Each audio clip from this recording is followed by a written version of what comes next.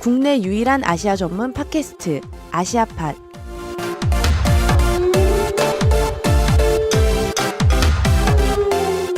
안녕하세요. 참여연대 국제연대위원회 백가영 간사입니다. 지난달에 방송을 녹음할 때까지만 해도 매우 더운 날씨였는데 벌써 가을이 성큼 다가온 것 같습니다. 아침 저녁으로 일교차가 심한 날씨인데 이 방송 들으시는 분들도 다 한절기에 감기 조심하시기를 바랍니다. 한 달 동안 다들 잘 지내셨나요? 요즘 아시아 관련된 기사를 검색해보면 미얀마 로힝자 관련 이야기로 들썩이는 것 같습니다. 저희 지난달 아시아팟에서도 이야기를 함께 나눴었는데요. 이 이슈가 점점 더 심각해지면서 이제 실제로 국제사회에서도 더 많은 관심을 보이고 있고 유엔 안보리에서도 관련된 회의가 열리기도 했다고 합니다. 더 이상 끔찍한 비극이 계속되지 않기를 바라는 마음으로 오늘 9월의 아시아팟 시작합니다. 오늘도 저와 함께 진행을 맡아주실 김영종 연세대학교 원주 캠퍼스 국제관계학과 교수님 모셨습니다. 교수님 안녕하세요. 안녕하십니까. 네, 안녕하세요. 김영종입니다. 네. 네, 선생님 얼마 전에 남경 다녀오셨다고 들었습니다. 그 얘기 좀 해줄 수 있으신지요?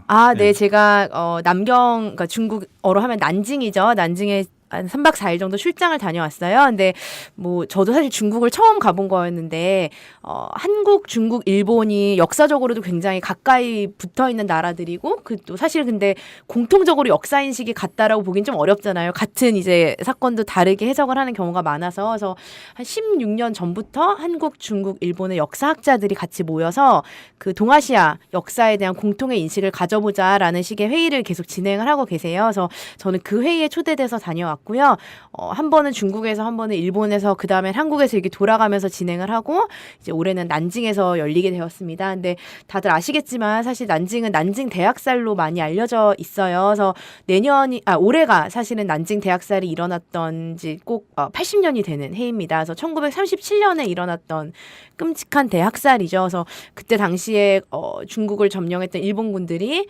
6주의 시간 동안 거의 30만 명에 달하는 시민들을 학살했던 거의 가장 끔찍했던 사건이라고 할 수 있는데요.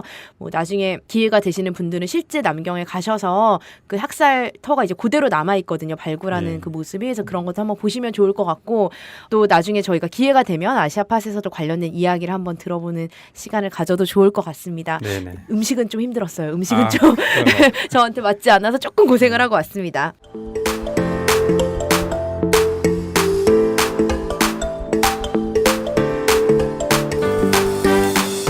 저희 이슈 손님을 모시기에 앞서 한 달 동안의 주요 아시아 뉴스를 살펴보는 월간 아시아 뉴스 코너입니다. 오늘은 좀 한 가지 이야기를 자세하게 이야기해 보려고 이야기를 하나 가져왔어요. 한국에선 그렇게 크게 많이 기사화되지 않은 것 같은데 지난 8월 달에 말레이시아 공주가 네덜란드 출신의 전직 축구 선수랑 결혼을 했다는 소식이 들려왔습니다. 근데 사실 저도 사실은 말레이시아에 왕조가 있었나 이게 좀 잘 모르는 부분이기도 했었고, 근데 이제 외국인이랑 특히 왕족이 결혼한 것도 좀 눈여겨 봤는데요. 네.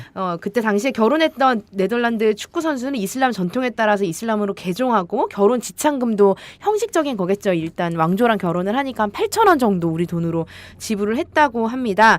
말레이시아 전공이시니까 김영준 선생님 이렇게 왕조가 있는 것과 또 이렇게 외국인이랑 말레이시아에서 결혼하는 경우가 좀 흔한가요? 예, 제가 말레이시아에 있긴 했지만 사실 왕족을 직접 만날 기회는 없었고 그 왕족의 사생활 이런 것도 이렇게 바깥으로 드러나지는 않습니다. 그래서 네네. 그렇지만 어쨌든 이렇게 뉴스가 되고 그 일반 사람들의 관심을 끌기에는 굉장히 충분한 이슈가 아니었나 이렇게 생각이 되는데요. 네네.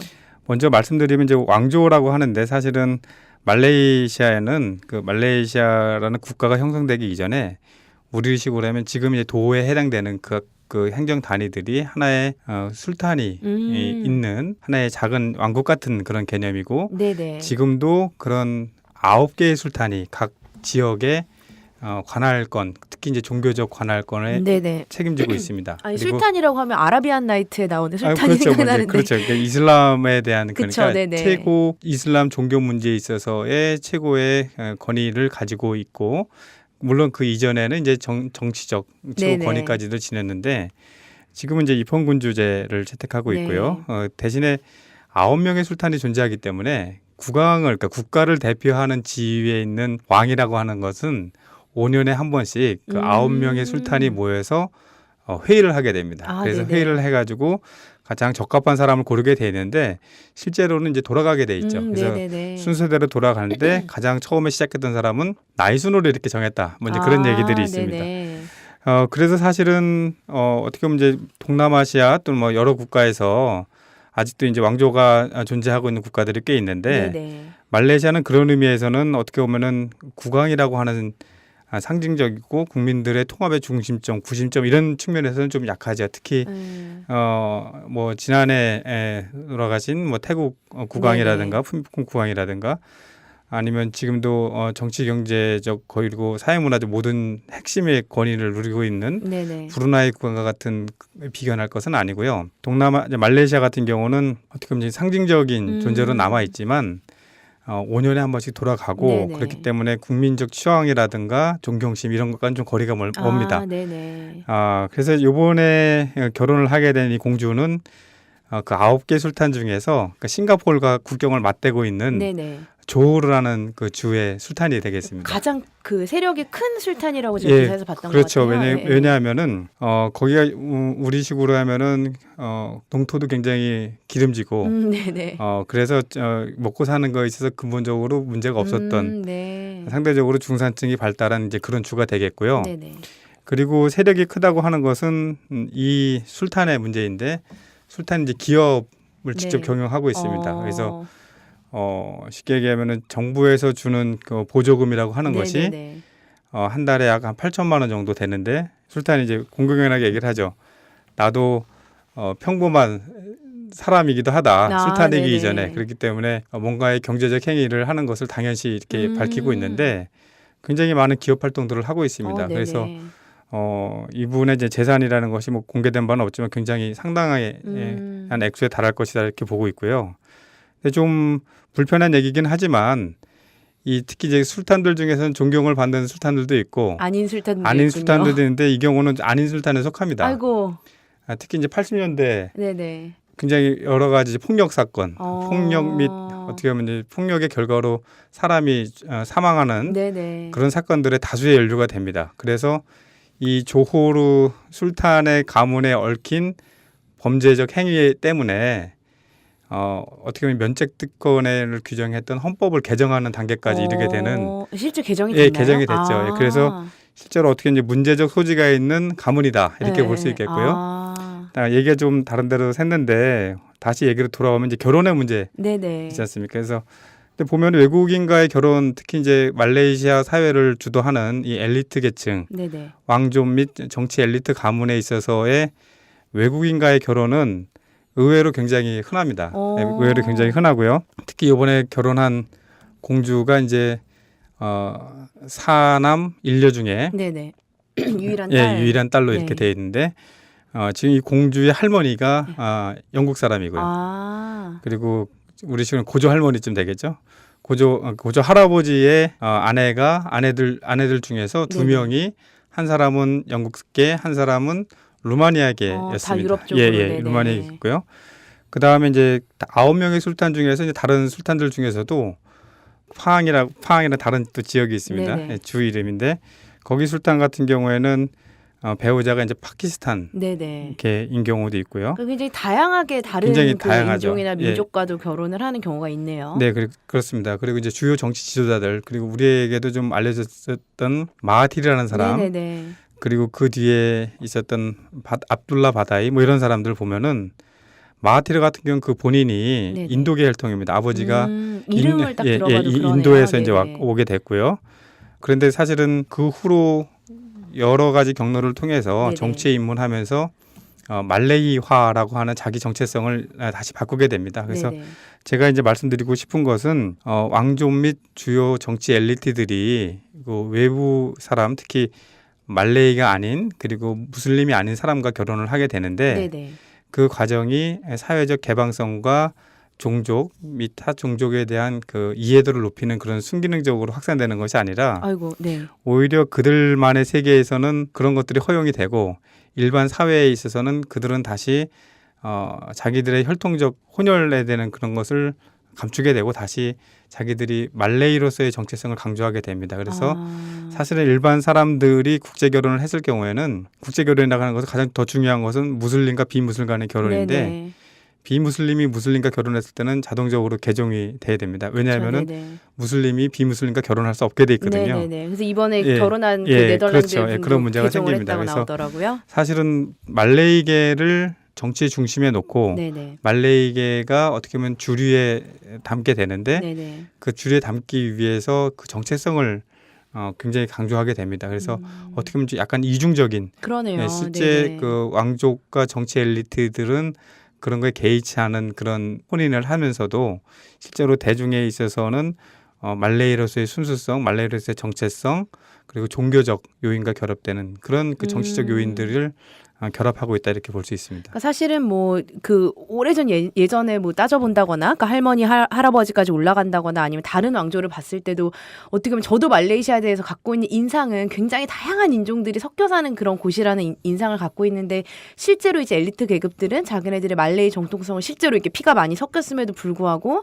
그걸 강조하면서 이제 그 권력을 유지하고 있다라고 볼 수 있겠네요. 그렇죠. 왜냐하면 정치 구조상에서 이제 말레이계가 있고 중국계, 인도계 이렇게 있으면은 정치 권력이 말레이계 중심으로 편성이 그쵸, 되어 네네네네. 있습니다. 그래서 국내 정치적 위기 시에는 말레이끼리 단합해야 된다라는 얘기를 하게 되고 네네. 그러다 보면은 내가 말레이인가 아닌가에 대해서 굉장히 선명해질 필요가 있는 거죠. 네네. 그래서 과연 혈통적으로 봤을 때 그럼 자기가 말레이인가라고 할 때 그 확실치 않은 상황에서도 그런 정치적 명분 때문에 말레이로서의 자기 정체성을 굉장히 강화하고 또 타인에게도 그런 중립적 위치에 있지 않고 말레이계로서 편입됨으로써 그런 기득권에 편입이 되게끔 그런 어떻게 보면 사회적인 강제 네네. 그런 것이 포함됐다고 봅니다. 네. 사실 왕조가 없는 우리나라에서는 조금 이제 새로운 이야기일 수도 있을 것 같은데요. 뭐 그럼에도 불구하고 사실 우리나라에도 이제 많은 분들이 국제 결혼을 하고 계시고 또 이제 많은 분들이 같이 이제 한국인으로서 살아가는 과정에서도 이런 말레이시아의 사례는 좀 눈여겨볼 만한 게 아닌가 싶습니다. 오늘 얼간 아시아 뉴스는 여기까지 마치겠습니다.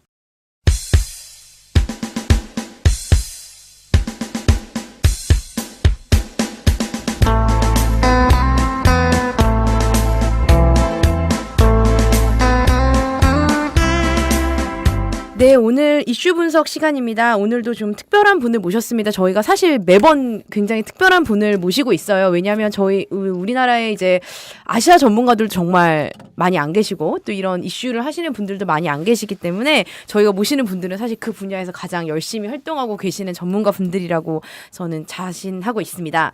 오늘 모신 분은 사실은 이제 저희 시민단체 분야에서는 아이돌 전문가로도 더 많이 알려지신 분이에요. 진짜 다재다능하시고 춤도 정말 잘 추시고 외국에서 활동가들이 한국에 왔을 때 정말 같이 그렇게 전혀 이제 그 언어의 장벽도 없이 즐겁게 이제 그 시간을 보내주시는 것으로 유명한 분을 제가 특별히 모셨습니다. 국제민주연대 나연필 국장님 모셨습니다. 안녕하세요. 예, 안녕하세요. 예, 술 마실 때만 영어를 잘하는 국제민주연대 나연필 사무국장입니다. 예. 저희 좀 술을 마시고 영어로 한번 그러게 술을 마시고 한번 영어로 진행을 해봐야겠어요. 예, 낮술이라 예, 죄송합니다. 예. 네, 반갑습니다. 저는 나연필 국장님을 사실 굉장히 오래전부터 참여연대에서 제가 일하기 전부터 뵀었는데 정말 한결같이 너무 좋으신 분으로 모든 분들이 말씀을 하시고 특히 이제 꼭 나중에 여러분들 기회가 되시면 국제민주연대 사무실에 가셔서 같이 유흥을 즐기시면 굉장히 즐겁게 시간을 보내실 수 있는 분이라고 제가 또 자신을 합니다. 하지만 이제 그 즐거운 부분 이외에도 나연필 국장님은 사실 굉장히 오랜 기간 동안 해외에 있는 한국 기업들 인권 침해에 대한 활동들을 지속적으로 해오셨어요. 우리가 잘 아는 그런 대기업들부터 시작해서 중소기업까지 굉장히 많은 그 기업들의 활동들을 모니터링 해오셨고 그래서 사실 어떻게 보면 아시아에서 정말 고통받고 있는 그 사람들의 가장 가까운 한국에 있는 친구가 아닐까라는 생각도 듭니다. 제가 간단하게 소개해드렸지만 나연필 국장님 국제민주연대와 또 이제 하시는 활동을 좀 간단하게 소개해 주시겠어요? 예, 그 국제민주연대는 사실 참여연대에서 그렇죠. 나온 단체입니다. 네. 저 참여연대와 저희는 시스터 관계이고요. 예. 이제 말씀을 드리려면 이제 1990년대로 돌아가서 이제 한국이 그 전에는 이제 주로 외국에서 연대를 받던 입장이다가 이제 한국이 민주화도 되고 경제 성장이 되면서 이제 지금 이제 선배님들 국제연대 초창기 선배님들이 이제 90년대 들어서 외국에 나가셨어요. 네, 참여연대 이제 선배님들. 근데 나가서 딱 가봤더니 막 그 사람들이 그 회의장에 왔던 아시아 쪽 사람들이 막 한국 사람들을 잡고는 한국 기업들 때문에 지금 막 사람들이 많이 고통받고 있다 이제 이런 얘기를 막 하는 거예요. 그래서 그래가지고 이제 그 선배님이 깜짝 놀래가지고 이런 문제 심각하구나 깨달으셔서 오셔가지고 이제 참여연대 내에 국제인권센터라는 걸 만들었다가 이제 그거를 이제 분리를 해서 독립을 한 게 이제 국제민주연대입니다. 이제 2000년에 만들어졌고요. 이제 출발이 이제 그렇다 보니까 국제민주연대는 사실 이제 한국에 있는 일을 외국에 소개하기보다는 외국에서 벌어지는 일을 한국에 소개하고 거기에 이제 포커스를 맞춰서 연대를 하는 걸 주 목적으로 합니다. 그래서 좀 이제 다른 단체들과는 좀 그런 면 차별성이 있고요. 근데 이제 외국에 정말 많은 수많은 이슈들이 있는데 그 모든 이슈들을 다 소개하기는 어려운데 이제 외국과 한국 간의 접점을 찾아봤을 때 그게 바로 이제 해외에 나가는 한국 기업 문제라는 거죠. 가장 이제 인권의 문제도 많이 심각한 문제도 되고 있고 또 한국에서도 우리가 할 수 있는 일이 있기 때문에 그래서 국제민주연대는 주로 이제 해외에 진출한 한국 기업 문제를 이제 주요 활동으로 하고 있습니다. 저도 사실 좀 외국에 나가 보면 아직까지 이제 2000년대 국제민주연대가 만들어졌다고 말씀하시는데 아직까지도 이제 그 외국 친구들이 특히 아시아 친구들이 와서 너네 한국에 이런 기업 알고 있니? 지금 우리나라에 와서 진짜 이런 일을 하고 있는데 어떻게 너네가 연대해 줄 수 있니라는 식의 문의를 아직까지도 많이 하고 있거든요. 아직도 좀 갈 길이 먼 것 같습니다. 근데 그래서 국제민주연대뿐만이 아니라 다른 단체들도 이제 관심을 좀 가지고 연대체로 활동을 하신다고 들었어요. 예, 국제민주연대가 사실 이제 작은 단체입니다. 뭐 상근자도 많지 않고 근데 사실 이제 한국에서도 기업 관련돼서 이를테면 막 그 많은 생각해 보시면 막 며칠씩 파업하고 농성하고 단식하고 해도 잘 풀리지 않는 그쵸, 일인데 네. 외국에서 이제 벌어지는 일을 사실 한국에서 국제민주연대 같이 작은 단체 혼자서 해결하는 건 사실 어렵거든요. 그래서 이 문제에 대해 공감하고 계시는 그런 단체들끼리 함께 기업 인권 네트워크 이제 영어로는 코리안 트랜스내셔널 코퍼레이션 와치 줄여서 KTNC 와치라는 네트워크가 있습니다. 이 네트워크에는 뭐 국제민주연대를 포함해서 이제 소위 말하는 한국의 공익 변호사님들 단체가 있어요. 이 공익인권법재단 공감, 공익인권변호사 모임 희망을 만드는 법, 공익법센터 어필, 예, 어필의 이일 변호사님은 지난번 예, 그쵸, 팟캐스트에 저 2회 나오셨죠. 때 나오셨었죠. 그래서 굉장히 훌륭한 변호사님들 단체와 그리고 이제 민변의 노동위원회 그리고 민주노총 그리고 이제 환경운동연합 예, 뭐 좋은기업센터 이런 이제 하여튼 관련된 단체들끼리 이제 모여서 하고 있습니다. 근데 단체들끼리 모여서 해도 참 쉽지 않습니다. 이게 쉽지 않은 문제인데 예, 하여튼 예, 열심히 해보려고 하고 있습니다. 네네. 예, 예. 좀 소개를 해주시면 좋을 것 같아요. 그 우리가 이제 보통 생각하기로 해외에 있는 한국 기업하면 뭐 생각나세요, 선생님? 보통 이제 한국의 대기업들이죠. 그렇죠, 그리고 네네. 한국 분들이 이제 많이 해외 여행을 다니시면서 보통 이제 공항에 딱 내렸을 때 한국 기업들의 그 대형 입간판, 공항 손수레에 붙어 있는 뭐 삼성, LG 같은 그쵸, 그 네네. 광고판 보면서 흐뭇해하신다 이렇게 생각을 하시는데 사실은 또 오늘 말씀을 듣겠지만 그런 기업들이 해외 나가서 꼭 그렇게 자랑스러운 부분만 있는 것 같지는 않고 또 우리가 한번 고집해볼 문제들이 있는 것 같아서요. 예, 어쨌든 뭐 대기업들 그리고 뭐 눈에 띄진 않지만 작은 중소기업들 특히 이제 네네. 저렴한 인건비 때문에 진출했던 그런 기업들이 있는데 많을 텐데 그런 기업들의 문제는 또 오히려 더 열악한 상황이 있지 네네. 않을까 우려도 되고 있고요. 예. 그 저도 딱 생각하면 이제 삼성, LG 그 이제 항상 나가서 한국 제품 보면 막 사람들이 그러잖아요. 왜 공항에 이미그레이션 통과하는데 모니터가 막 LG 거면 뭔가 되게 뿌듯하고 남의 나라에 왔지만 되게 막 그런 것 같다라는 얘기 많이 하시는데 보통 이제 전 세계에 많이 펼쳐져 있죠. 어디에 좀 많이 있고 어떤 기업들이 외국에 있나요? 이제 뭐 통계에 따르면 죄송합니다. 제가 뭐 통계를 정확히 기억할 할 수는 없는데 이제 한국 기업이 가장 많이 투자를 하고 있는 건 아시아입니다. 아, 근데 네. 그럴 수밖에 없는 게 중국이 포함돼 있어서 그런 네네. 거고요. 이제 아시아에 가장 많이 투자를 하고 있고 그 다음에 북미, 이제 그 다음에 이제 유럽과 중남미 이런 순인데 하여튼 굉장히 많이 나가 있습니다. 한국이 이제 해외 투자를 많이 하고 있는데 이거는 이를테면 우리가 자원이었기 때문에 자원 수입에서부터 또 당연히 내수 시장이 적기 때문에 그 수출하기 위해서도 많이 나가 있습니다. 그래서 굉장히 이제 전 세계 곳곳에 대한 한국 기업들이 나가 있는 거고요. 그러니까 한국 기업들이 이제는 이제 진출도 오래되고 이제 그러니까 한인 기업이라고 하죠. 네네. 그러니까 국적은 한국이 아니지만 이제 현지 국적이지만 이제 한국인의 정체성을 갖고 기업을 또 운영하는 기업들도 꽤 이제 많이 있어요. 그러니까 사장이 한국 분이시죠? 예, 사장이 이제 국적은 그 나라 국적이지만 이제 한인으로서의 정체성을 갖고 이제 하는 그러니까 기업들이 외국에 계시는 한인 분들이 만든 이제 예, 기업들. 예. 뭐 대표적인 예로 인도네시아의 코린도라는 기업이 있어요. 네네네. 인도네시아는 굉장히 크고 유명한 기업인데 이런 기업이 그런 기업이죠. 이제 사장님이 이제 인도네시아 사람이 됐지만 이제 어쨌거나 예. 이제 원래는 한국 분이신데 예. 인도네시아 국적을 가지신. 예, 그래서 한국 사람들이 인도네시아 투자로 가면 항상 이 코린도에서 많이 이제 도움을 받는다고 하는 이런 게 있고 그렇군요. 그렇습니다. 그리고 이제 해외에 나는 한국 기업들 생각하시면 이제 보통 한국에 본사가 있고 네네. 이제 해외 지사 개념을 많이 생각하시잖아요. 근데 이제 기업이라는 게 요즘에는 그런 형태가 아니라 아예 그냥 한국에 본사 없이 그냥 외국에서만 사업장을 하신 분들도 굉장히 많아요. 이제 근데 주로 이제 이런 업종들이 주로 이제 의류 업종들이 네네. 많죠. 이제 그래서 삼성, LG뿐만 아니라 이제 정말로 이제 한국 기업들은 전 세계 어디 곳곳에서 다 이제 하고 있다 이렇게 생각하시면 될 것 같습니다. 네네. 예, 그 지금 말씀하셨는데 해외에서의 기업 활동에 있어서 가장 문제시되고 있다라고 생각하는 점이 어떤 점이 있을지요? 이제 이걸 두 가지 측면으로 봐야 될 것 같아요. 하나는 되면 선진국에 있는 기업들이 개발도상국이나 제3세계 가는 이제 근본적인 이유가 뭘까? 이제 하나는 자원을 확보하기 위해서, 네네. 두 번째는 이제 저렴한 인건비 그쵸, 때문에 네. 가는 거거든요. 그러면 저렴한 인건비를 목표로 해서 가기 때문에 만약에 인건비가 오르게 되면 이 사람들 입장에서는 더 이상 여기에 있을 이유가 이유가 없어지는 없죠. 거예요. 네. 그러면 자연스럽게 또 공장이나 기업을 다른 나라로 옮기겠죠. 그러면 그 과정에서 기존에 있던 노동자들은 일자리를 잃게 됩니다. 그러면 이제 그 나라에서도 자기네 들어왔던 기업이 해외로 나가게 되면 이제 일자리도 잃게 되고 자기들도 세금 수입이 줄어들게 되니까 어떻게 하냐면 그 기업들 유치하기 위해서 노동 조건을 계속 악화시키는 거죠. 이를테면 노조를 만들기 어렵게 한다던가 뭐 노사 분쟁이 발생하면 경찰력을 투입해서 네네. 막 진압을 한다던가. 사실 한국도 예전에 우리가 지금도 네. 겪고 있지만 우리도 예전에 수출자유공단 뭐 이런 게 다 비슷한 일이 있어서 아마 쉽게 연상이 되실 겁니다. 그래서 이런 소위 말해서 글로벌화되고 있는, 그러니까 소위 말하는 이제 신자유주의 세계화라고 네네. 표현되는 이런 현상들이 만들어내는 현상이 하나 있을 거고, 두 번째는 한국 기업만이 가진 또 이제 또 더 나쁜 점이라고 해야 돼. 그런 게 있는 안에서 거예요. 새는 바가지 밖에 나가서 네, 안 샌다 이런 건가요? 네, 그렇죠. 그러니까 뭐 간단히 말씀드려서 삼성이라는 한국 최고의 기업이 여전히 무노조 정책을 하고 있잖아요. 그러면 한국 사회에서는 사장님들이 생각하시기에는 노조라는 거는 쉽게 해서 빨갱이들이 하는 거고 불법인 거고 네네. 파업은 해서는 안 된다는 게 너무 이제 다 자연스럽게 인식이 다 계신 거예요.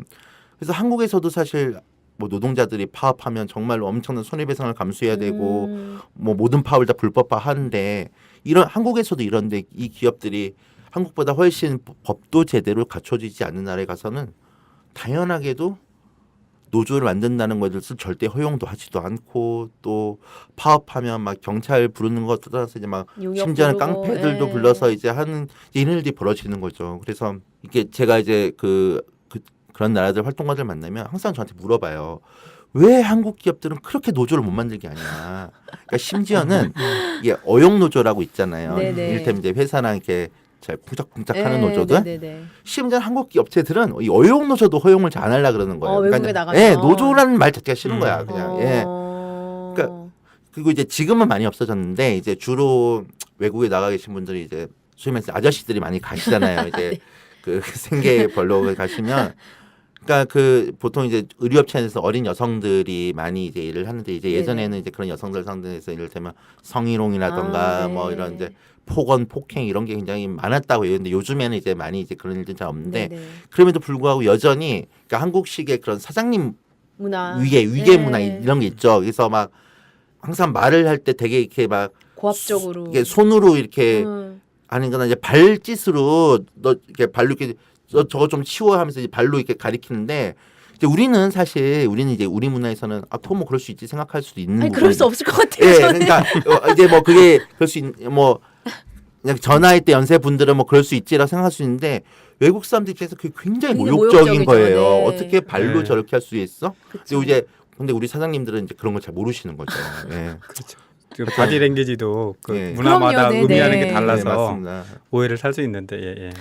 근데 저는 아까 이제 좀 재밌었던 게 아까 말씀하시면서 이제 아시아 지역에 가장 많이 나가 있지만 북미, 유럽, 중남미에도 많이 나가 있다라고 말씀하셨어요. 근데 저는 딱 그 생각이 먼저 드는 거예요. 그 사장님들이 과연 북미랑 유럽에서도 그렇게 행동을 할까? 완전 다르지 않겠어요. 이게 재밌는 게 북미나 유럽에서는 당연히 건수가 적긴 해요. 네네. 그런데 그럼에도 불구하고 북미에서도 이를테면 이제 공장에서 이를테면 흑인에 대해서 뭔가 차별이 있어서 문제가 된 게 한 번 있었고 유럽에서도 동유럽 쪽은 사실 또 서유럽과 달리 네네. 이제 노조 탄압 문제가 좀 불거졌고 네네. 그리고 중남미는 또 사실 제3세기 다르죠. 때문에 그쵸, 또 네네. 중남미에서도 뭐 엄청 동남아시아 유사하게는 이건 심한 문제가 많이 벌어지고 있습니다. 이 사실 이게 한국에서의 문제가 이 노동 조건 아니면 노조라는 거에 대한 근본적인 인식 자체가 바뀌지 않으면 외국에 나가서 더 그게 극악한 형태로 좀 나타나게 되는 것 같아요. 근데 또 말씀하신 거 이제 서유럽 같은 경우에 진출한 그런 거 보면은 예를 들면 그런 경우를 들었어요. 그 한국의 대기업 뭐 삼성 같은 경우에 예. 각 그 해외 법인과의 그 컨퍼런스 콜 화상이라든가 뭐 음성 회의를 할 때 동남아라든가 그런 국가에 있으면은 한국 시간에 맞춰서 네. 한국 7시간 한국 7시에 맞추게 되면 그쪽 사람들이 뭐 새벽에 와야 되는 거 뭐 이런 상관 안 하고 회의를 하는데 독일 법인이다 그러면은 그렇게 못 한다는 거죠. 예. 그런 이제 차이는 좀 있는 것 같아요. 그래서 지금 말씀하셨듯이 이게 그 전 세계적인 생산 체인에서 어떻게 보면 자본주의가 가지고 있는 근본적인 문제일 수도 있고 또 한편으로는 아까 말씀하셨듯이 한국 기업이 가지고 있는 또는 우리 문화 속에 내재된 어떤 그런 타문화에 대한 그렇죠. 네네. 좀 무시 어떤 그런 것들이 같이 작용하고 있는 좀 복잡한 문제가 아닌가 그런 생각이 듭니다. 네, 그래서 저는 사실 이 아시아팟도 다른 나라 문화나 그런 거에 대해서 조금 더 우리의 서로의 인식을 좀 제고할 수 있는 기회가 되기를 좀 기대를 하고 있습니다. 제가 나은필 국장님 뭐 페이스북이나 전화 통화나 이런 걸로 들었을 때도 또 많은 분들이 또 국제민주원들을 어떻게 또 아름아름으로 찾아오셔가지고 본인들의 어려움도 호소하시고 또 우리 또 이 시민사회계에서도 가장 마음씨 좋기로 소문이 나시는 우리 나은필 국장님은 또 그것 때문에 또 마음 아파하셔서 같이 도와주시고 이제 이런 소식을 제가 되게 많이 보는데 가장 좀 기억에 남는 사례는 어떤 게 있어요? 뭐 사전에 정정하자면 제가 이게 호구 마인드를 가진 건 맞는데요. 그런데 이렇게 잘 해결은 잘 못하고 있어서 굉장히 송구스럽습니다. 예. 그 해외 한국 기업 문제 중에서 이제 사실 이제 다 하나같이 좀 많이 어렵고 항상 저는 이제 실패로 점철된 뭐 이런 느낌인데 그 인도 포스코 제철소 건이 좀 기억에 남아요. 그건 좀 많이 알려졌었죠. 예, 이게 굉장히 국제적으로 많이 알려진 사건이거든요. 이게 왜 이렇게 중요하게 국제적으로 주목을 받았냐면 이게 설명하려면 매우 길기 때문에 제가 그냥 추격해서 말씀드리면요. 다국적 기업이 벌이는 인권 침해 문제가 국제사회에서 굉장히 이제 심각한 인권 침해로 떠오르면서 유엔 차원에서 아예 이 문제에 대해서 좀 본격적으로 개입을 하기 시작했어요. 우리나라뿐만이 아니라 이제 전반적인 다국적 기업의 문제에 대해서. 그래서 2011년도에 이제 유엔 기업과 인권 이행 원칙이란 거를 발표를 합니다. 근데 그 핵심 뭐냐면 그러니까 해외에 나가 있는 다국적 기업이 문제를 일으키면 그 기업의 본국 정부도 책임을 지라는 거예요. 조치를 취하든 뭐 교육을 시키든 해가지고 이제 일테면 그 나라가 가가지고 나쁜 짓을 해서 그 나라 정부에 맡겨놓지 말고 본국 정부도 좀 해라 뭔가 이제 이렇게 이제 국제사회가 이제 그런 원칙들을 만들어가고 있는 중이에요. 그리고 기업에 대해서도 너희들이 하고 있는 모든 활동들에 연관된 거, 그러니까 원료를 사서 그거를 하청을 줘가지고 부품을 만들어서 조립해가지고 생산해서 마케팅해가지고 홍보하고 판매해서 애프터 서비스 이르는 그 모든 과정에 대해서 너희들이 다 책임을 져라는 거예요. 인권 존중에 대한 책임을 져야 된다는 거죠. 자, 이런 상황이 딱 됐는데 포스코 문제가 터졌어요. 그러니까 간단히 말씀드리면 포스코가 인도의 오리사라는 데에서 제철소를 지으려고 하는데 주민들이 반대를 했어요. 그래가지고 이제 포스코가 이것 때문에 이제 지금 이제 결국 포스코가 철수를 했는데 예, 그 반대를 하면서 이제 주민들이 막 경찰류가 충돌도 있고 막 해가지고 이게 막 유엔 차원에서 2011년도에 이 원칙이 발표된 이후에 유엔 차원에서 공식적으로 이 문제를 거론해서 한국 정부나 포스코에 대해서 인권 침해 일어나지 않도록 발표하는 첫 케이스이고 또 하나는 이 OECD 있죠. 예, 우리 한국도 항상 얘기 많이 하죠. OECD. 그러니까 OECD 차원에서 이 다국적 기업 문제를 에 관한 규율하는 가이드라인이 있고 또 그거를 각국 정부로 하여금 이 문제에 대해서 진정을 받는 절차가 있어요. 근데 이 포스코 건에 대해서 당연히 이제 한국 기업이니까 한국 정부에 대해서도 진정을 제출했는데 이때 이게 그 전에는 안 하던 그 시도가 있었어요. 뭐냐면 노르웨이와 네덜란드 정부에도 동시에 진정을 제출한 거예요. 네. 이상하죠. 네. 왜 한국 포스코가 인도에서 하는 사업인데 음. 노르웨이와 네덜란드 정부에는 왜 그걸 묻지? 네네네. 왜냐하면 노르웨이와 네덜란드의 연기금이 포스코에 소액이지만 투자를 하고 있는 투자가 거예요. 돼 있군요. 근데 제가 아까 말씀드렸죠. 아. 유엔 차원에서 뭐라 얘기했냐? 모든 영역에 프로세스에서, 있어서 다 네. 기업들은 다 인권 존중을 할 책임이 있다. 그러니까 노르웨이, 네덜란드 연기금 너네도 아무리 책임이 있다. 소액이지만 그 소액을 인권 침해의 의혹이 있는 기업에 투자한 건 잘못이기 때문에 네네. 제소를 한 거예요. 네. 그런데 노르웨이 정부가 맞다. 우리 연기금이 포스코에 이런 문제가 있음에도 불구하고 투자한 거는 잘못이다 결정을 내린 거예요. 아. 그러니까 국제사회가 난리가 난 거예요. 아니 그렇게 따지면 이제는 앞으로 어떤 기업치고 이제 무슨 주식이든 연기금이든 투자 안 받는 데 없잖아요. 네네. 그러면 그렇게 따져가 보면 다 이제 어떤 투자자들한테도 이제 이런 거를 책임 묻게 될 수 있는 시대가 된 거예요. 네네. 그러니까 그 시대를 연 게 유감스럽게도 이제 한국의 포스코가 된 거죠. 그래서 그 이제 제가 이거 약간 꿀팁을 드리면 혹시 포스코에 관심이 있으신 분들은 한번 포스코 홈페이지를 가셔가지고 포스코 윤리 경영이란 걸 한번 잘 찾아보세요. 아, 네네. 거기 보면 포스코가 뭐 이렇게 말하고 있습니다. 포스코는 뭐 유엔 기업가 인권 이행 원칙, 뭐 OECD 가이드라인 같은 국제 인권 기준을 존중합니다. 뭐 이렇게 해놨어요. 네네. 사실 한국의 어떤 기업도 이런 말을 하는 기업은 없거든요. 없어요? 포스코만 아. 하고 있어요. 왜? 포스코가 제가 뭐 이렇게 포스코를 깔려고 그러는 게 아니라 포스코도 좋은 기업이긴 한데 한국적 맥락에서 좋은 기업이긴 한데 포스코가 이런 일을 겪으면서 굉장히 국제사회에 많이 캠페인도 되고 타겟이 맞아요. 되면서 네네. 예, 포스코가 배운 거죠. 아. 이렇게 해야 된다라는 거를. 아니 좀 이렇게 당하기 전에 미리 알아가지고 배웠으면 얼마나 좋았을까요. 이렇게 다 국제적으로 문제가 되기 전에. 예, 거긴 뭐 저희가 열심히 좀 활동을 했었어야 되는데 저희 책임도 조금은 있는 것 같아서 마음이 아픕니다. 예, 예. 아니 근데 저는 이 그 기업 인권 하시는 분들이 얘기를 들어보면 되게 좀 또 새로운 방식의 캠페인이나 그런 전략 같은 게 있는 것 같아요. 확실히 그러니까 우리가 아무리 그 앞에 가서 데모하고 막 캠페인하고 해도 돈이 움직이지 않으면 사실 꿈쩍 안 하는 게 기업의 행위니까 그런 투자자들을 좀 공략하는 것도 좀 새로운 운동의 네, 방식이라는 맞습니다. 생각이 좀 그런 것 드네요. 같습니다. 예. 예. 근데 저 같은 경우는 이렇게 봤을 때 지금처럼 이제 문제가 불거지고 이슈가 되는 경우에는 오히려 주목도 받고 국제적인 캠페인의 네네. 대상이 되는 것 같은데 예를 들면 이제 합법의 탈을 쓰고 이렇게 관리되는 통제되는 그런 것도 사실은 무시할 수 없다고 생각이 들거든요. 예를 들면은 투자한 그 상대국의 법이 맞아요. 그런 네. 그 노조에 대해서 굉장히 억압적인 구조를 가지고 있거나 또는 그것이 합법적인 틀에 있지만 실제로 그 법을 운영하는 과정에서 투자 기업의 편을 드는 그런 경우 특히 뭐 단적인 예를 들면 저도 뭐 많이 알지 못하지만 말레이시아에 진출했던 그 삼성기업 같은 경우 보면은 실제로 뭐 계열사 중에서 전자 기업이 아닌 경우에도 네네. 말레이시아가 가지고 있는 전자산업체에서의 노조 불허 방침을 혜택을 누리기 위해서 등록을 따는 계열사 걸로. 분류가 이제 전자산업으로 분류가 된다거나 예. 아니면은 보통 이제 일본 기업, 한국 기업들이 대부분 그렇죠. 진출해서 오래 있지만 현지화가 대부분 한계를 갖는 게 각 부서의 헤드 테이블은 다 한국 사람이나 일본 그렇죠. 사람이 네네네. 앉는 거예요. 뭐 특히 격리 재정 담당하는 그쪽은 확실하게 한국 사람들이 틀어지고 있고 그런데 유일하게 이제 현지인들을 앉히거나 그런 것들이 그런 노사 담당 그리고 대정부 담당. 근데 보면은 그 사람들이 그 정부의 노동 관련 부서에서 은퇴하는 사람들.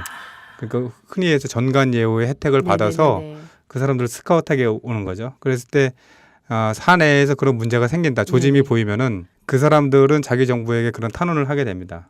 그 탄원을 하게 되면은 그 전관 예우의 그 네트워크를 이용해서 너희 회사로부터 이런 사람이 이런 탄원을 했다. 미리 알리는 거죠. 그러니까 네네네. 그 내에서 공적인 프로세스를 받기 전에 회사에 미리 알려주는 거고 그거를 정부에게 제기했던 사람은 그런 것이 다 이렇게 정보가 공유되는 것을 알지도 못한 채 못하고.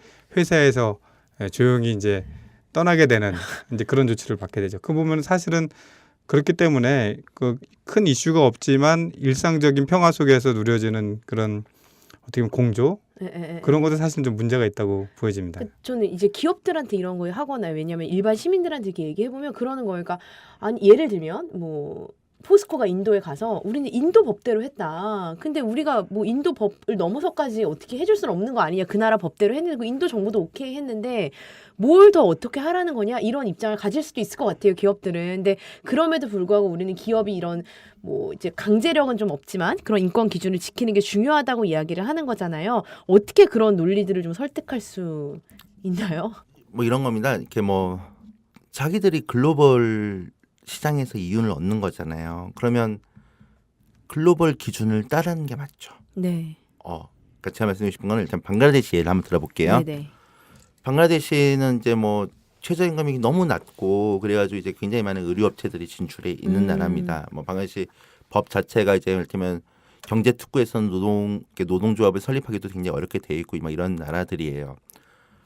그런데 방글라데시에 내가 거기서 의류 공장을 운영하겠다 그러면 사람이 들어가서 봤을 때는 양쪽을 다 봐야 되는 거죠. 내가 방글라데시에 투자했을 때 내가 얻을 수 있는 이득을 봐야 되고 또 한편으로는 위험을 봐야 되는 부분이 그쵸? 있잖아요. 네네. 그러면 그만큼 이를테면 방글라데시라는 나라가 임금이 낮은 것은 이득이겠지만 또 다른 면에서 이를테면 인권 침해의 위험이 높다라는 네네. 것은 위험이 될 텐데 그런데 한국 사장님들은 위험을 보지는 잘 안 보고 아니면 인식을 못 하시거나 잘 안 보고 이익만 보려고 들어가시는 거예요.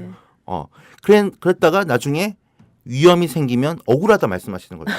근데 그건 아닌 거죠. 사무실에 전화 오는 사장님들도 많으시죠? 아, 그 예, 얘기 가끔, 들었던 것 같아요. 가끔 이제 맞아요, 맞아요. 예. 그래서 가끔 이렇게 저희가 이제 뭐 해외 기업 그런 기사를 내면 이제 사장님들이 전화를 하세요. 어떻게 너희는 알지도 못하면서 전화를 하냐. 이게 저도 이제 처음에 얘기를 하는데 이제 하다 보면 이게 좀 이런 면도 있더라고요. 사장님들 하다 보면 이제 점점 이제 막 그 뭐라고 하지 자기 하소연을 좀 자기가 할 때가 생겼다는 느낌이 있어서 왜냐하면 해외에서 기업을 하시는데 사실은 자기들의 고충이나 이런 거에 대해 잘 모르고 이러다 보니까 그래도 저는 조금이라도 이제 아니까 좀 썼지 않겠습니까? 그래서 뭐 이를테면 자기들 이제 정부 지원도 하나도 못 받고 막 외국에서 얼마나 고생하고 막 이런 그러시냐 뭐 그런 또 나중에 또 뭐 잘 끝나긴 하는데 뭐 그렇습니다. 그래서 다시 얘기를 돌아가면 이익과 위험이 동시에 공존한다는 것은 아무래도 위험이 높을수록 이익도 높은 부분이잖아요. 네네네. 그런데 이런 부분에 대해서 위험이 훨씬 더 커질 수 있다는 사례가 나온 게 바로 방글라데시 문제였던 거죠. 왜냐하면 방글라데시의 2013년도에 라나플라자 사건이라고 굉장히 유명한 사건이 있습니다. 그 큰 의류 공장이 붕괴를 해가지고 맞아요. 예. 그렇죠. 예. 1,000명 넘는 분이 돌아가셔가지고 전 세계적으로 굉장히 끔찍한 사건이었어요. 우리 세월호 때도 그 라나플라자 얘기는 굉장히 많이 됐던 것 같아요. 맞습니다. 예.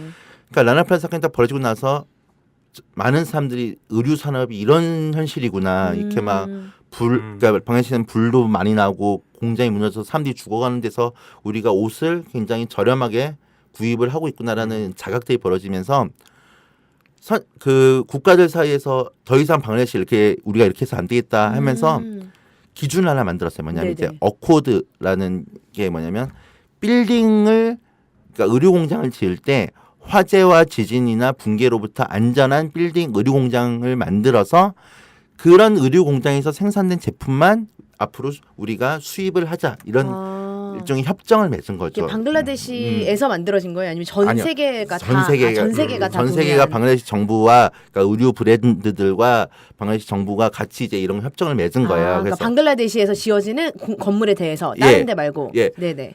자 이렇게 됐어요. 그러면 라나플라자 전에는 한국 업체들이 저임금 때문에 들어가서 많이 이득을 봤다. 그 이후로는 규정이 강화됐단 말이에요. 안전 네네네. 규정이. 그러고 나니까 이제는 그동안 운영하고 있던 공장들이 이 기준에 맞춰야만 맞지 되는 않죠. 거예요. 예. 맞추지 않으면 유럽 시장에서 이제 팔리지가 그 옷이 않으니까요. 이제 네네. 오더가 안 받는 거예요. 그러면 이제 사장님 얘기를 들어보니까 이제 새로 공장 지금 5억이라는 돈이 들어가야 네, 되는데 네. 이제 그거를 당장 마련을 못 하니까 예. 이제 많이 어려움에 처해진 상황인 거죠. 이제 물론 그런 면에서는 사실 이제 이 어코드가 갖고 있는 문제들이 이를테면 이제 그런 영세한 업체들이 그쵸, 이제 그거를 네네네. 못 맞춰서 결과적으로는 노동자들도 해고되는 그런 상황이 좀 네네. 벌어지고 있습니다. 이제 이런 이게 부작용이란 부작용이 있고 이제 안 좋은 면은 안 좋은 면이지만 그건 이제 방글라데시 법이 아니잖아요. 네네. 이건 국제적으로 국제 만든 기준이죠. 기준이잖아요. 따라갈 수밖에 없는 상황이라는 거죠. 네네. 그래서 사전에 이를테면 처음부터 한국 업체들이 방글라데시나 진출했을 때 사전에 처음부터 지금 노동자들 고용하기 전에 공장의 기준이나 이런 것들에 신경 써서 들어갔다면 지금 와서 이런 비용을 훨씬 줄일 수 있었고 그쵸. 오히려 경쟁 업체보다 더 앞서 나갈 수 있는 기회가 됐겠죠. 네네네네. 그러나 그런 위험을 보지 않고 인건비 싸니까 그냥 공장 치고 돌리면 될 거야. 라고만 보고 들어갔으니까 이제 그 여파를 이제서 맡고 있습니다. 그런데 제가 드리고 싶은 말씀은 이게 그럼 기업들만의 문제냐? 전 아닌 거죠. 한국 정부가 일단 코트라나 한국 정부가 엄청 수출이나 이런 부분에서 중소기업 우습한다는 말을 많이 하면서 제가 이제 코트라 그 메일링 리스트에 돼가지고 메일을 받아요. 그래서 이제 코트라가 해외 기업에 나가서 이제 교육하는 내용들을 이제 보는데 네네네네. 위험에 대한 내용이 거의 없어요. 뭐 교육하나요, 그럼? 주로 이제 하는 내용들이 이제 뭐 좀 유명한 산업 아니면 뭐 한류를 활용하는 법, 그 나라 네. 문화도 가르치지 않아요? 문화도 이제 가리키긴 하는데 네네. 돈 냄새만 이제 한국 그러니까 문제를 안 일으키는 법 위주로 접근하는 거지. 이제 한국 기업들이 이를테면 인권의 관점을 접근한다거나 네네네. 적어도 이렇게 사업을 했을 때 이런 위험에 처할 수 있다는 그런 교육을 잘 안 하는 거예요. 그러니까 사실 이거는 정부나 기업이 한번 생각을 다시 해봐야 될 문제인 거죠. 네네네네. 예, 그러네요, 물론, 진짜. 예. 그러니까 저도 아까 사장님 얘기 들으니까 전혀 이렇게 인프라가 구축되지 않은 상황에서 사실 저라도 갑자기 5억을 들여가지고 빌딩을 지으라고 하면 너무 막막할 것 같아요. 제가 아무리 노동자들의 권리를 보호하고 싶은 사람이라도 사실 맞습니다. 그런 부분에 대해서는 또 정부 차원에서도 지원이 좀 필요하지 않을까라는 생각도 좀 드네요. 그렇죠. 지금 투자를 결정할 시기에 그 상시 조건이라고 하는 것이 결국은 느슨한 노동 규제, 네네. 느슨한 그 노동 보호에 관련된 법률들 그리고 또 저임금인데 네네. 사실은 경제가 발전하고 시간이 흐르면은 그 부분에 대한 인상 요구, 개선 요구가 있을 거라는 건 당연한 거잖아요. 근데 그런 어려움에 봉착했을 때 사실은 한국 기업들이 대책이 없었던 거죠. 네. 그래서 최근에 몇 해 전이죠. 캄보디아에서 네. 그 최저임금 요구를 하는 아니요, 영어면 방에서 이제 캄보디아 맞아요. 기억나요. 우리 같이 예. 기자회견도 하고 예, 했었죠. 맞습니다. 네네네. 이제 그런 임금 인상 요구 같은 것이 뭐 특정 공장의 문제가 아니라 사회 전반의 노동운동, 노동개혁 그리고 최저임금에 대한 인상 요구를 불거졌을 경우에는 네네. 한국 급여가 대체할 수가 없는 거죠. 맞아요. 그러다 예. 보니까 뭐 잘 아시겠지만 한국 대사관에 이렇게 도움을 요청하고 한국 네네. 대사관이 또 캄보디아 정부 요청하고 캄보디아 정부가 거기에 이제 공수부대를 포함해서 맞아요. 파견하게 네, 되고 그래서 많은 또 기억나네요. 사상자가 예, 발생하는 그런 악순환이라는 것 같은데 사실 어떻게 보면 굉장히 한치 앞에 그러니까 어떻게 보면 충분히 예상될 수 있는 건데도 네네. 단기간에 그런 이해 득실 때문에 결정하는 그런 문제인 것 같습니다. 그러니까 그 생각이 되게 많이 드는 것 같아요. 그러니까 이게 우리나라 노동 문제도 그렇고 외국에서도 보면 지금 당장은 이게 이익일 것 같은데 사실 장기적으로 봤을 때는 이익이 아닐 수도 있는 사건들인 거잖아요. 지금 다 말씀해 주시는 것들이. 그러니까 사실 장기적으로 내가 이 나라에서 뭔가를 해보겠다라고 했을 때는 사실은 현지인들과의 그런 관계 구축이라거나 아니면 노동 조건 개선이라거나 이런 것들이 훨씬 더 이득이 될 수 있는데 그런 부분을 좀 같이 기업하시는 분들도 고려를 하셔야 되지 않을까라는 생각도 좀 드네요. 예. 예. 저도 이제 들으면서 아까 우리 캄보디아 얘기도 했지만 일단은 제가 만약에 한국 공장에서 일을 하는 캄보디아 사람이면 인권 침해가 일어났을 때 제일 먼저 갈 데가 뭐 캄보디아 노동청 같은 데도 갈 것 같고 또 동시에 한국 대사관도 갈 것 같아요. 그럴 경우에 보통 대사관들은 어떤 반응이세요? 예, 한국 대사관은 자국민도 잘 케어 못한다고 욕을 좀 많이 먹는 데죠. 예, 그러니까 뭐 굳이 제가 말씀 안 드려도 이런 상황이 벌어질 때 대사관이 잘할 리가 없다라는 거는 뭐 짐작하실 텐데요.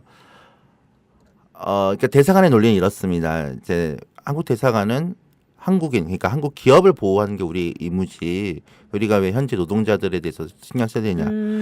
얼핏 일견 들으면 맞는 말 같지만 네네. 사실은 이것도 이제 단견적인 거라는 거죠. 왜냐. 한국 기업이 계속 이런 문제에 연루돼서 이미지가 나빠지고 그리고 그러니까 아까도 국제사회 흐름 말씀드렸잖아요. 네네. 한국 정부는 이런 문제에 대해서 적극적으로 대응하지 않는다라는 것이 과연 이게 장기로 봤을 때 우리 국격이나 국익에 얼마만큼 도움이 될 될까? 것인가. 네네. 그리고 근본적으로 문제가 생겼을 때 대사관에 가서 얘기를 하면 설사 해결책이 없더라도 한국 기업을 위해서 일하다가 온 노동자들이 어려움 호소하면 만나서 이야기는 들어줄 수는 있잖아요. 네네. 그렇죠? 예. 근데 그것조차도 잘 안 하는 거예요. 뭘 도대체 하시는 건지. 그러니까 이렇게 메일을 보내거나 찾아오면 일단 그래도 나와서 이런 일이 있냐 알겠다. 그러면 설사 할 수 있는 일이 없다 하더라도 뭐 안타깝다. 그러니까 그런 게 외교라는 거잖아요. 근데 저는 그런 식으로라도 대처를 하는 얘기를 들어본 적이 없어요. 거의. 오히려 아까 이제 방금 교수님께서 말씀하신 것처럼 오히려 막 현지 정부나 아는 경찰한테 연락해가지고 거기 문제 생겼으니까 좀 가서 가서 해결해라. 좀 해. 이렇게 하는 게 이제 마치 능력인 것처럼 얘기를 하는데 그렇습니다. 이게 폭력 사건이 벌어지거나 아니면 이제 그런 일들을 겪은 노동자들 입장에서는 한국 기업이나 한국이라는 나라에 대해서 어떻게 생각하겠어요? 그렇죠. 네. 네. 그러니까 약간 상황을 바꿔서 생각해 보면 왜 우리나라 사람들이 외국에 워킹홀리데이 하러 갔다가 문제가 생겼을 때만 해도 사실 또 되게 이슈가 되고 사람들이 이제 막 말 많이 하는 건데 사실 똑같다고 저는 생각하거든요. 그러니까 좀 그런 좀 이렇게 단기적인 시각이 아니라 좀 이렇게 멀리 내다보고 외교나 그런 기업 활동을 할 수 있는 게 좀 필요하지 않을까 싶네요, 진짜. 사실은 또 70년대 우리가 그쵸, 겪었던 네, 문제이기도 맞아요. 하죠. 네, 네, 우리나라 네, 땅에서요. 네, 예. 네. 저 기억나는 게 몇 년 전에 그 아까 말씀하신 포스코 오리사 그 주민분들이 실제로 한국에 오셨던 걸로 기억을 해요. 그래서 포스코한테 뭐 면담 요청도 하고 1인 시위도 했는데 언론에서도 많이 안 다뤄지고 여러 문제가 있었던 것 같은 걸로 기억하는데. 예, 주민분은 못 오시고 이제 현지 활동가, 활동을 네네네. 오셔가지고 이제 포스코랑 면담 조치인데 면담이 좀 잘 안 되고 앞에서 이제 뭐 기자회견도 하고 했었는데요. 이제 언론에서도 사실 좀 잘 안 네. 다루요 이 문제를. 저는 이게 이제 한국인들이 이 문제를 바라보는 약간의 이중적인 태도가 있다고 생각합니다. 네네. 이를테면 저희들이 가끔씩 이제 해외에서 문제가 생겼던 기업들이 있다라고 뭐 언론에 기사가 나가면 이제 관심을 많이 보이세요. 근데 관심의 이제 그 초점이 뭐냐면 창피하다는 거예요. 한국인들이 외국에서 저런 짓을 벌여서 부끄럽다는 거예요. 근데 또 한편으로는 외국에 나가 있는 기업들이 뭔가 이렇게 어려움에 처하나 이러면 우리 기업인데 저거 좀 안 됐다 이렇게 생각하는 거죠. 그러니까 뭔가 잘못한 일에 대해서는 또 뭔가 이렇게 공동체적으로 접근하고 뭔가 기업에 대해서도 좀 이런 것 우리 기업 우리 뭐 이런 식으로 접근. 사실은 접근이 저는 거의 좀 접근 좀 아니라 생각하거든요.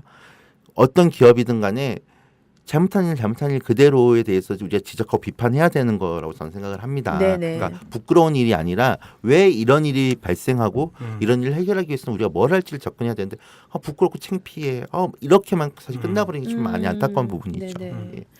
저도 접근하니까 이제 두 가지 생각이 나는데요. 하나는 아까 말씀드렸듯이 우리나라 대기업 같은 경우는 어떻게 보면 이제 문제 해결의 당사자로서의 어떻게 보면 능력도 있고 의지가 뒷받침된다면 개선의 여지가 있다고 생각되는데 중소기업들 특히 영세업자들이 나가 있는 특히 이제 의류, 봉제 그런 분야에 나가 있는 기업들은 어떻게 보면은 그들도 이제 또다시 그런 저임금을 받아서 저임금을 활용해서 제품을 만들고 그것도 저렴한 가격에 납품하게 되는 예, 맞습니다. 그 상위에 위치한 글로벌 이제 브랜드들 예. 뭐 나이키라든가 뭐 네네. H&M이라든가 뭐 그런 데 관련돼 있지 않습니까? 그래서 아까 말씀하셨듯이 특정 이런 이슈가 있을 때 어느 한 기업을 타겟하는 거와 특정 관련된 국가도 물론 책임이 있겠지만 어떻게 보면 이게 큰 세계적 차원에서 벌어지고 있는 생산과 소비의 문제가 아닌가 이렇게 생각이 들고요. 그 점에서 네. 혹시 우리 소비자들이 어떻게 관심을 가졌으면 좋을지 한번 여쭙고 싶고요. 또 하나는 이제 드는 생각인데 사실 이제 캄보디아에서 나왔던 이슈를 보면서 캄보디아뿐만 아니겠죠. 근데 최저임금 네네. 그리고 보니까 월 160달러, 170달러 이제 그 정도 선이 되고 있는데 월 20만 원도 안 되는 예, 거죠. 그런데 네네. 사실 또 그걸 생각하면서 떠오르는 생각은 그 개성공단에 그 북한 노동자들이 받았던 급여라는 것이 이제 잔업 포함해서 한 160달러 정도 됩니다. 네네네네. 예, 어떻게 보면은 그런 그 개성공단이 우리가 가졌던 어떻게 보면 가치랄까 기여 이런 것들도 같이 연상되는 그런 측면이 있는 것 같습니다. 예. 이제 한국 소비자들 입장에서는 이런 문제에 대해서 어떻게 바라볼 것인가라는 문제 일단 뭐 모든 제품을 다 공정무역 제품으로 살 수는 없는 부분이고요. 존재하지도 않고 사실 네, 찾기 그리고 어렵죠. 기업들 다 따져보면 사실 다 그놈이다. 뭐 불매운동이 무슨 의미가 있냐 뭐 이런 의견도 많이 받습니다. 근데 제가 드리고 싶은 말씀은 그럼에도 불구하고 이슈가 터졌을 때 의식적으로라도 안 사시려고 노력하는 부분이 힘이 된다는 부분인 거예요. 그리고 특정 문제 브랜드에 대해서 예. 그리고 두 번째는 그리고 무엇보다 사실은 이제 이 문제의 결국 해결 방안은 민주주의라는 거거든요. 네네. 좋은 정부를 만들어야만 이런 문제에 대해서 대처할 수 있는 힘이 생기고 우리의 목소리가 전달될 수 있는 통로가 생기는 부분이에요. 네네네. 한국이 촛불혁명을 거치면서 저희들도 이제 새로 된 문재인 정부에 대해서 기대를 갖고 있는 게 바로 그런 부분이라는 거죠. 네네네. 한국 시민의 높아진 민주주의 의식과 인권 의식을 토대로 해서 해외 나는 기업 문제까지도 문재인 정부가 과거와는 좀 더 다른 접근을 해주기를 기대하는 부분이고 다른 국가들 마찬가지입니다. 시민 단체의 힘이 커지고 네네. 그리고 이것들이 우리가 국회에 대해서 요구를 했을 때 국회의원들이 거기에 신경을 쓰기 시작하면 점점 그런 힘들이 모여서 이제 이런 기업들이 함부로 할 수 없는 그런 힘 만들어내는 것이죠. 네네네. 결론 다시 민주주의 문제인 것 같고요. 예. 저는 그것도 좀 궁금해요. 아까 이제 말씀하셨던 몇몇 기업들 중에 우리 왜 옥식 예전에 캠페인 할 때 보면 "헉, 이게 옥식 거였어? 막 이런 제품들이 많이 있었잖아요. 그래서 아까 문제가 되는 제품들을 뭐 사지 않는 거 이런 거 말씀하셨는데 만약에 정말 심각한 문제가 있는 기업이 있다라고 하면 도대체 어느 것들이 거기 기업 것들인지를 좀 알려주시면 저희가 또 선택할 때 더 큰 많은 캠페인 할 수 있지 않을까 싶어요. 예. 네네 그거는 좀 알려주시면 저희가 꼭 참고하도록 하겠습니다. 네. 그 포스코만 해도 사실 좀 몇 년 전 일이라서 혹시 가장 최근에 있었던 뭐 사례들 중에 기억에 남는 거가 있으세요? 가장 최근 사례면 이제 두 가지인데 제가 이제 방글라데시 얘기를 해서 방글라데시 최근에 그 해송이라는 업체인데요. 네. 여기가 이제 니트 만드는 업체인데 이 업체가 아까 말씀드린 그 어코드 기준을 통과 못 해가지고 최근에 노동자들 엄청 많이 해고를 했어요. 아이고, 그러니까 공장 문을 닫았나요? 아니면 아직 거의 이제 닫을 상황되어 있어서 그래서 여기 지금 노동자들이 계속 이제 밀린 수당 이런 거 요구하고 있는데 이게 참 해결이 어려운 문제가 있고 이제 또 하나는 이제 필리핀에 이제 기린전자라는 데가 네네. 있어요. 여기가 이제 공장을 7월달에 문을 닫으면서 노동자들이 지금 이제 뭐 어려운 상황에 처했는데 또 이제 기린전자의 또 문제는 이제 필리핀 그 당국이 이제 이거 공장 폐쇄하는 과정에서 중재를 한다고 이제 기린전자 보고 좀 나와서 참석해라 하는데 지금 계속 그 참석을 안 하고 있대요. 그래서 아니 그러니까 뭐 경영상의 어려움 뭐 이런 얘기까지는 뭐 제가 더 들리지 않겠는데 아니 적어도 현지 당국의 요청이나 이런 규정들은 지키는 게 기본이 돼야 되는 그렇죠, 거거든요. 네네. 근데 한국 기업들이 좀 이런 부분에서 좀 많이 좀 그렇지 않나 그런 면이 참 많이 안타깝습니다. 예. 좀 입장을 좀 바꿔서 생각해 보면 좋을 것 같아요. 뭐 다른 외국 기업들이 와가지고선 여기서 예를 들면 뭐 강에다가 폐수 버리고 왜 우리나라 노동자들 막 다 탄압하고 이랬는데 우리나라 정부가 그래 너 이제 문제되니까 나와봐 이랬는데 나오지도 않고 이러면 사실 우리 입장에서 화날 수밖에 없고 그 나라나 기업에 대한 이미지가 나빠질 수밖에 없는 건데 그 상황이 똑같이 그런 나라에서도 벌어지고 있는 게 아닌가. 그리고 아까 말씀하신 대로 장기적으로 봤을 때는 그게 우리나라 기업에도 그리고 국가에도 전혀 도움이 안 될 문제이기 때문에 그런 거에 대한 좀 장기적인 비전을 가져야 되지 않나라는 생각이 좀 드네요. 예. 네네. 그 이제 거의 방송 저희 녹음 시간이 마무리로 가고 있는데요. 그 방송 들으시는 분들이 항상 그런 거 궁금해하세요. 어떻게 그럼 저희를 할 수 있나요? 어떻게 연대할 수 있나요? 제가 뭐 어떻게 이 방송을 듣는 사람들이 할 수 있을까요? 예, 관심 많이 가져주시고요. 그리고 이제 관련된 기사에 댓글을 꼭 이렇게 남겨주시고요. 그리고 이제 뭐 송구스럽지만 이제 이런 일 하고 있는 국제민주연대나 이런 단체들한테 후원을 좀 해주십시오. 예, 그래서 후원해 주실 만큼 더 열심히 일하겠습니다. 예, 그러니까 해외에 나가 있는 기업들의 문제는 사실 이제 우리의 문제라고 저는 생각합니다. 그러니까 우리가 쓰고 사용하는 모든 물품들이 사실 이제 국적을 따지기에 무의미한 시대가 네. 됐는데 이제 이 우리가 쓰고 있는 물건들이 과연 어떤 과정에서 만들어졌을까를 한번 좀 고민해 주셨으면 좋겠고요. 그리고 그 과정에서 한국 기업이 가해자가 되는 누군가에게 고통을 주는 그런 일은 해서는 안 되지 않을까에 서 사실 출발하는 운동이라 생각합니다. 그래서 많은 관심 가져주시고 예, 후원도 가능하시면 예, 부탁드리겠습니다. 이제 국제민주연대 오랫동안 옆에서 지켜봐왔는데 정말 회비를 낭비하지 않는 거라고는 제가 자신 있게 말씀드릴 수 있을 것 같습니다. 사실 좀 약간 한국에서만 계신 분들한테는 조금 관심이 없을 수도 있고 마이너한 이슈일 수도 있지만 오늘 방송에서 들으셨던 것처럼 정말 중요한 이슈이니만큼 많이 관심 가져주시면 감사드리겠습니다.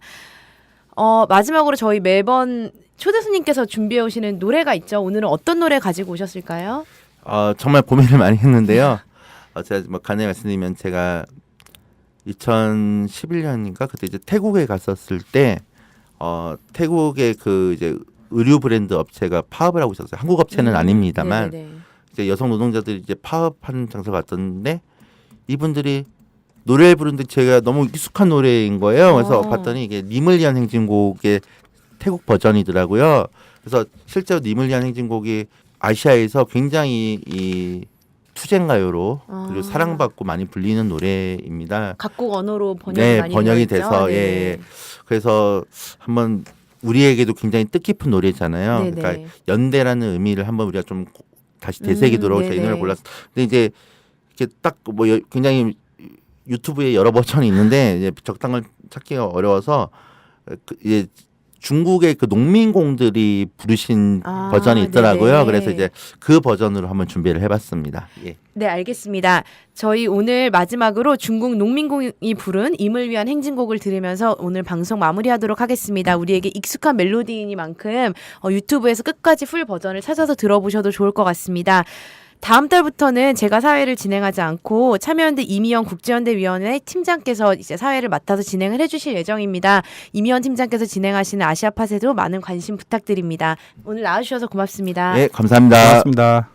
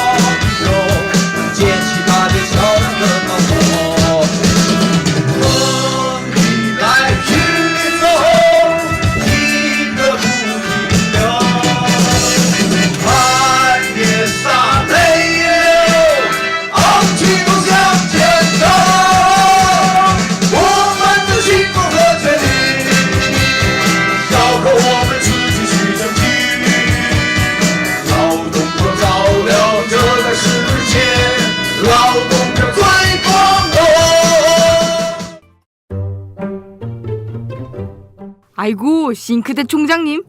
이번에 싱크대는 입학금 얼마나 거두실 거예요? 입학금이요? 뭐 대충 한 100만 원 받을까요? 세면대는요? 그래요 뭐 입학금 어디에 쓰라는 법도 없는데 대충 받던 대로 받죠 뭐. 무슨 소리 하시는 거예요? 입학금은 당연히 새내기들이 입학하는 데에만 쓰여야죠. 어머, 누구세요? 우리는 청년 참여연대. 청년 참여연대는 작년 10월에 발족한 참여연대 부설 기관입니다. 청년 참여연대는 지난 1월 전국 34개 대학의 정보공개 청구를 통해 입학금의 산정 근거가 없다는 것을 확인했습니다. 앞으로 저희는 대학이 입학금 실비만을 받을 수 있도록 활동해 나가겠습니다. 청년들의 더 나은 내일을 위해 노력하겠습니다. 참여연대는 정보 지원금을 받지 않습니다. 청년 참여연대의 후원 회원이 되어주세요. 문의 02-723-4251로 지금 전화주세요. 02-723-4251 02-723-4251 띠링띠링.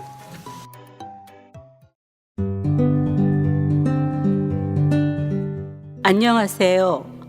아카데미 느티나무 강좌를 7년째 듣고 있는 70살 넘은 할머니 정애자예요. 저에게 아카데미 느티나무는 새로운 배움터입니다.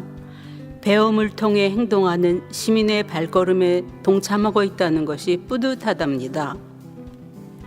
즐거움과 나눔, 웃음과 실천이 있는 배움의 공간, 아카데미 느티나무에서 뵐 수 있기를 기대합니다.